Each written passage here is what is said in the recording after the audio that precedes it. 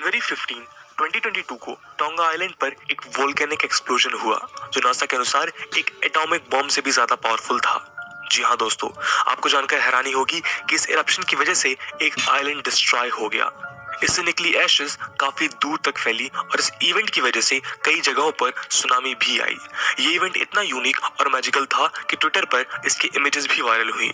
खैर, ऐसे कई वोल्केनोज हमारी अर्थ पर फैले हुए हैं और कहा जाता है कि अर्थ में ऑन एन एवरेज किसी भी टाइम 10 से 20 वोल्केनोज इरप्ट हो रहे होते हैं। वहीं दूसरी ओर अगर हम अर्थक्वेक्स की बात करें तो पाते हैं कि जापान जैसी कंट्रीज हमेशा अर्थक्वेक्स के लिए रेडी रहती है। वहाँ अर्थक्वेक्स इतने कॉमन है कि 7 या 8 रिक्टर स्केल का अर्थक्वेक भी लेटेस्ट एंटी अर्थक्वेक टेक्नोलॉजी की वजह से ज्यादा नुकसान नहीं कर पाता। पर चिली जैसी कंट्री जहां लेटेस्ट एंटी अर्थक्वेक टेक्नोलॉजी का अभाव है, वहां अर्थक्वेक्स काफी नुकसान पहुंचाते हैं। दोस्तों, हमारी धरती में एक बहुत ही रहस्यमयी दुनिया छुपी हुई है जिसके कारण ऐसे नेचुरल डिजास्टर्स हमारी पृथ्वी पर आते रहते हैं। इन्हीं रहस्यों को उजागर करने से हमें समझ आएगा कि क्यों बार बार अर्थक्वेक्स, वोल्केनिक इरप्शंस और सुनामी जैसे नेचुरल डिजास्टर हमें देखने को मिलते हैं। आइए आपको ले चलते हैं द रिंग ऑफ फायर नाम की इस अजब और गजब दुनिया में। द रिंग ऑफ फायर हमारे अर्थ के कई हिस्सों में फैली हुई है जिसमें north America, central America, south America, Asia और पैसिफिक ओशन शामिल है। आइए जानते हैं कि रिंग ऑफ फायर क्या है और ऐसे कौन से जियोग्राफिकल फिनोमिनन है जो इसको ऐसा बनाते हैं। द रिंग ऑफ फायर को कई नामों से जाना जाता है, जैसे कि the Pacific ring of fire, the rim of fire और द सर्कम पैसिफिक बेल्ट। इसे अगर अर्थ की सरफेस पर मैप किया जाए तो ये ऑलमोस्ट एक सर्कुलर रिंग की तरह दिखती है। अगर हम इसे न्यूजीलैंड से क्लॉकवाइज ट्रेस करें तो ये ऑलमोस्ट एक सर्कुलर आर्क की तरह बनती हुई दिखती है जो tonga, Karmatek island, Indonesia, Philippines से होते हुए जापान तक जाती है। जापान से ईस्टवर्ड स्ट्रेच होते हुए रिंग ऑफ फायर एल्यूशियन आइलैंड से होकर साउथवर्ड मूव होती है, फिर वहां से वो नॉर्थ अमेरिका और साउथ अमेरिकन कोस्ट तक जाती है। ये वो रिंग है जहां आपको एक्टिव वोल्केनोज और अर्थक्वेक्स की फ्रीक्वेंसी बाकी जगहों के कंपेयर्ड काफी ज्यादा मिलती है और दुनिया के कई हिस्सों में इसकी वजह से सुनामी, वोल्केनिक इरप्शंस और अर्थक्वेक जैसे डिजास्टर होते हैं। अपने सर्कुलर आर्क शेप और वोल्केनोज के प्रेजेंस के कारण ही इसका नाम रिंग ऑफ फायर पड़ा है। आपको जानकर हैरानी होगी कि इस रिंग ऑफ फायर की लंबाई लगभग 40,000 किलोमीटर है जिसमें दुनिया के करीब 75% वोल्केनोज हैं जिनकी संख्या 450 के करीब है। साथ ही दुनिया के 95% अर्थक्वेक्स भी यहीं से ओरिजिनेट होते हैं और इसलिए ये रिंग ऑफ फायर दुनिया की सबसे वायलेंट और ड्रामेटिक सीस्मिक इवेंट्स के लिए जानी जाती है। तो इससे पहले कि हम रिंग ऑफ फायर की बनावट को समझें, हमें कुछ इंपॉर्टेंट कॉन्सेप्ट समझने होंगे। ये जियोग्राफिकल कॉन्सेप्ट है प्लेट टेक्टोनिक्स। आप में से कई लोगों को पता होगा कि हमारी धरती के इंटीरियर को मेजरली 3 लेयर्स में बांटा गया है। सबसे अंदर वाली लेयर है कोर, उसके ऊपर है मेंटल और सबसे ऊपर वाली लेयर है क्रस्ट। हमारी अर्थ की सरफेस जिस पे हम अपना जीवन बिताते हैं वो एक सिंगल सरफेस की जगह कई अलग अलग पीसेस से जुड़कर बनी है जिन्हें हम टेक्टोनिक प्लेट्स बोलते हैं। एक टेक्टोनिक प्लेट अर्थ की अपर मोस्ट लेयर है यानी क्रस्ट का पार्ट है। इन टेक्टोनिक प्लेट्स को साइज के बेसिस पर 2 कैटेगरीज में डिवाइड किया गया है, major plates and minor plates. दुनिया में 7 ही मेजर प्लेट्स हैं जिनके नाम हैं Pacific plate, North American plate, South American plate, African plate, Indo Australian plate, Eurasian plate और अंटार्कटिक प्लेट। माइनर प्लेट्स का नंबर काफी ज्यादा है और इनमें से कुछ इंपॉर्टेंट माइनर प्लेट्स जो पैसिफिक रिंग ऑफ फायर से जुड़ी हुई हैं वो है Juan de Fuca, Cocos, Nazca, North and Philippine plates. और इन्हीं प्लेट्स की एक खास मूवमेंट की वजह से ये पैसिफिक रिंग ऑफ फायर बनती है जहां इतने सारे वोल्केनोज और अर्थक्वेक्स आते हैं। आइए इसे और गहराई में समझते हैं। ये जो टेक्टोनिक प्लेट्स हैं उनको कॉम्पोजिशन और ऑकरेंस के बेसिस पे 2 टाइप्स में बांटा गया है। पहली है ओशियानिक प्लेट जो सीमा यानी सिलिका और मैग्नीशियम की बनी है और ये हमारे ओशन बेड्स पर होती हैं, इसलिए इन्हें ओशियानिक प्लेट्स बोलते हैं। इंपॉर्टेंट बात यह है कि ये प्लेट्स दूसरी टाइप की प्लेट्स जिन्हें कॉन्टिनेंटल प्लेट्स बोलते हैं उनसे भारी होती है। कॉन्टिनेंटल प्लेट्स जो कि सियाल यानी सिलिका और एल्युमिनियम की बनी है और जैसे हमने अभी बताया कि वो ओशियानिक प्लेट से हल्की होती हैं और हमारे कॉन्टिनेंट्स को बनाती हैं। ये कॉन्टिनेंटल और ओशियनिक प्लेट्स एक सेमी लिक्विड या सेमी सॉलिड लेयर जिसको हम एस्थेनोस्फीयर बोलते हैं उस पर मूव करती हैं। ये एस्थेनोस्फीयर अर्थ की सेकेंड लेयर यानी मेंटल का अपर पार्ट है। एस्थेनोस्फीयर के सेमी मोल्टन स्टेट का कारण क्रस्ट की वजह से उस पर पड़ने वाला हाई प्रेशर है, जिससे एस्थेनोस्फीयर का टेम्परेचर भी बढ़ जाता है और वहां के रॉक्स सेमी मोल्टन स्टेट में आ जाते हैं। दोस्तों, टेक्टोनिक प्लेट्स यानी प्लेट की मूवमेंट्स को अगर हम समझें तो इन्हें 3 कैटेगरीज में डिवाइड किया जाता है: convergence, divergence and transform movements. पहली कैटेगरी है कन्वर्जेंस। इस केस में दो प्लेट्स एक दूसरे की तरफ आकर टकराती हैं और एक कन्वर्जेंट बाउंड्री बनाती हैं। इन प्लेट्स के टकराने के बाद इनमें से जो हैवियर प्लेट होती है वो लाइटर प्लेट के नीचे चली जाती है और इस प्रोसेस को जियोग्राफिकल टर्म्स में सबडक्शन बोलते हैं। और जिस जोन में सबडक्शन होता है उसको सबडक्शन जोन बोलते हैं। इस सबडक्शन जोन में हाई प्रेशर और टेम्परेचर होता है, जिसके कारण सबडक्ट हुई प्लेट पिघलकर मैग्मा बनाती हैं। टेक्टोनिक प्लेट्स के कन्वर्जेंस को भी आगे 3 टाइप्स में डिवाइड किया जाता है: oceanic oceanic convergence, oceanic continental convergence और continental continental convergence. Ring of fire को समझने के लिए हमें पहले दो कन्वर्जेंस को समझना होगा, क्योंकि कॉन्टिनेंटल कॉन्टिनेंटल कन्वर्जेंस हमें रिंग ऑफ फायर में नहीं मिलती है। आइए इनको समझते हैं। जब दो ओशियनिक प्लेट्स आपस में कन्वर्ज करती हैं तो उसे ओशियनिक ओशियनिक कन्वर्जेंस बोलते हैं। इस केस में जो प्लेट ज्यादा बड़ी और हैवी होती हैं वो हल्की प्लेट के नीचे सबडक्ट कर जाती हैं। सबडक्शन जोन में हाई टेम्परेचर और प्रेशर की वजह से सबडक्ट हुई प्लेट पिघलकर मैग्मा बन जाती हैं। ये मैग्मा जब ऊपर सरफेस पर आता है तो लावा कहलाता है और ये लावा जब ठंडा होने लगता है तो धीरे धीरे उसके डिपॉजिट्स बनने लगते हैं और समय के साथ जो डिपॉजिट्स ओशन सरफेस से बाहर दिखने लगते हैं तो उन्हें ही वोल्केनिक आइलैंड बोला जाता है। ऐसे कई सारे वोल्केनिक आइलैंड हमें पैसिफिक ओशन में दिखते हैं, जैसे जावा, टोंगा और जापानीज आइलैंड।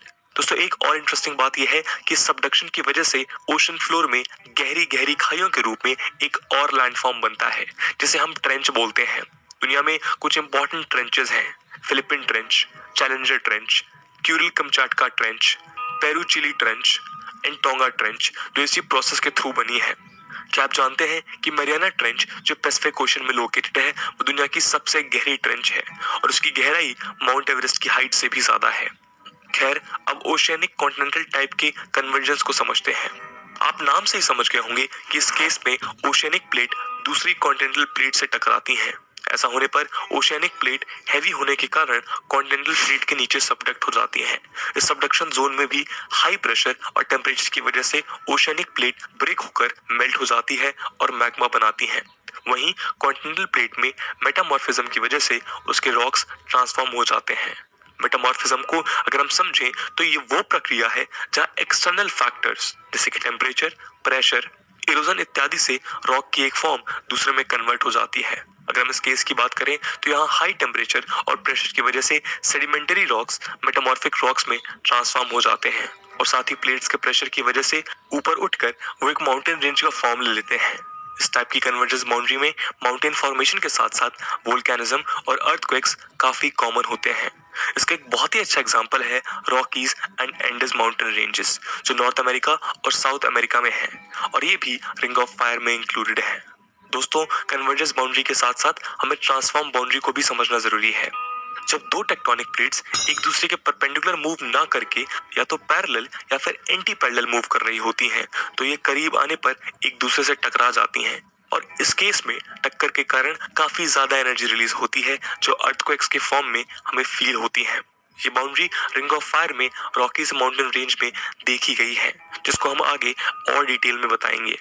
हम तीसरी बाउंड्री यानी डाइवर्जेंट बाउंड्री को थोड़ा समझ लेते हैं, पर ये बाउंड्री का रिंग ऑफ फायर से कोई संबंध नहीं है। इस केस में जब दो प्लेट्स एक दूसरे से दूर जाती हैं तो एस्थेनोस्फीयर में जो मैग्मा है वो बाहर निकल कर आता है और ऊपर आकर वो सॉलिडिफाई होकर एक नई लेयर बना देता है। इसलिए इसको कंस्ट्रक्टिव बाउंड्री भी बोलते हैं। इसका बहुत अच्छा एग्जाम्पल हमें अटलांटिक ओशन में दिखता है, जहाँ का ओशियनिक फ्लोर धीरे धीरे बढ़ता जा रहा है। अब जब हमने ये बेसिक प्रोसेस समझ लिया है तो हम रिंग ऑफ फायर के अलग अलग हिस्से को समझते हैं और जानते हैं कि वो कैसे बना और ये ऊपर वाली प्रोसेस का उसमें क्या कंट्रीब्यूशन है।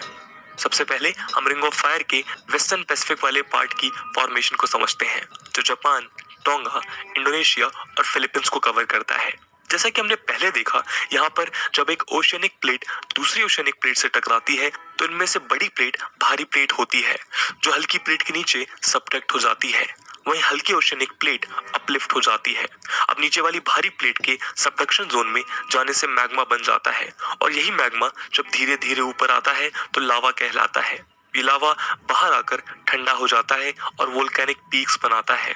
इसी वजह से रिंग ऑफ फायर में इतने सारे वोल्केनोज भी हैं। शुरुआत में हमने टोंगा वोल्केनो की बात की थी, वो ऐसे ही बना है। यहाँ पर जो प्लेट्स रिंग ऑफ फायर में इन्वॉल्व हैं उनके नाम है फिलीपींस प्लेट, पैसिफिक प्लेट और जुआन दे फ्यूका। सिर्फ फिलीपींस में ही अराउंड 300 वोल्केनोज हैं, जिनमें से 22 अभी भी एक्टिव हैं, जैसे माउंट ताल, माउंट पिनाट्यूबो और मायोन वोल्केनो।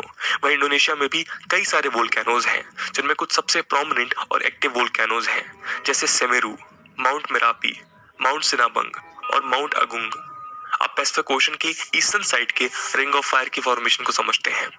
दोस्तों, south American ring of fire में अंटार्कटिक प्लेट, नास्का प्लेट और कोकोस प्लेट नाम की ओशनिक प्लेट्स हैवी हैं और इसलिए वो साउथ अमेरिकन कॉन्टिनेंटल प्लेट के नीचे एस्थेनोस्फीयर में सबडक्ट हो गई हैं और इसी सबडक्शन की वजह से ये ओशनिक प्लेट्स जो सेडिमेंट से भरी हुई हैं वो पिघलकर मैग्मा फॉर्म करती हैं।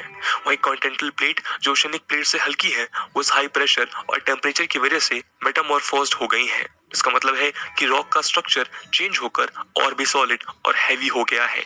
वहीं सेंट्रल एशिया में कोकोस प्लेट जो बड़ी ओशनिक प्लेट है वो छोटी कैरेबियन ओशनिक प्लेट के नीचे सबडक्ट हो गई है और यहाँ पर भी नीचे वाली कोकोस प्लेट सबडक्शन जोन में मैग्मा फॉर्म करती है। ये ओशनिक ओशनिक कन्वर्जेंस होने के कारण वोल्केनिक आइलैंड बनाते हैं, जैसे कि हमने पहले पढ़ा था। इस एरिया के कुछ प्रोमिनेंट वोल्केनोज हैं, जैसे कि विलारिका, ओजोस दिल सलादो, चिम्बोराजो, कोटोपाक्सी और परिनाकोटा। इसी eastern side of ring of fire के नदर्न पार्ट की फॉर्मेशन अगर हम देखें तो ये कॉन्टिनेंटल नॉर्थ अमेरिकन प्लेट के ओशनिक पैसिफिक प्लेट से टकराने से बनी है। और जैसे कि आप जानते हैं, जब एक ओशनिक प्लेट कॉन्टिनेंटल प्लेट से हैवियर होती है और टकराने के बाद oceanic Pacific plate North American continental plate के नीचे सबडक्ट हो जाती है और सबडक्शन जोन में मैग्मा बनाती है। वहीं दूसरी ओर नॉर्थ अमेरिकन कॉन्टिनेंटल प्लेट का मेटामॉर्फिज्म भी हुआ है। दोस्तों, यहाँ पर रिंग ऑफ फायर के बाकी हिस्सों से कुछ अलग और अनोखी घटना हो रही है।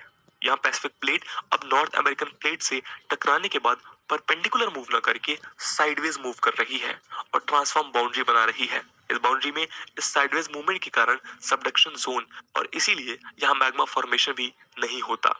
तब आप समझ गए होंगे कि यही कारण है कि यहाँ बाकी रिंग ऑफ फायर के कंपैरिजन में वोल्केनिक एक्टिविटी ना के बराबर है, लेकिन ट्रांसफॉर्म बाउंड्री के कारण यहाँ अर्थक्वेक्स काफी फ्रिक्वेंट हैं।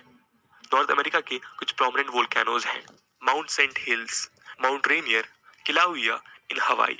तो अब दोस्तों, हमारी रिंग ऑफ फायर की रहस्यमय दुनिया की जर्नी खत्म होती है।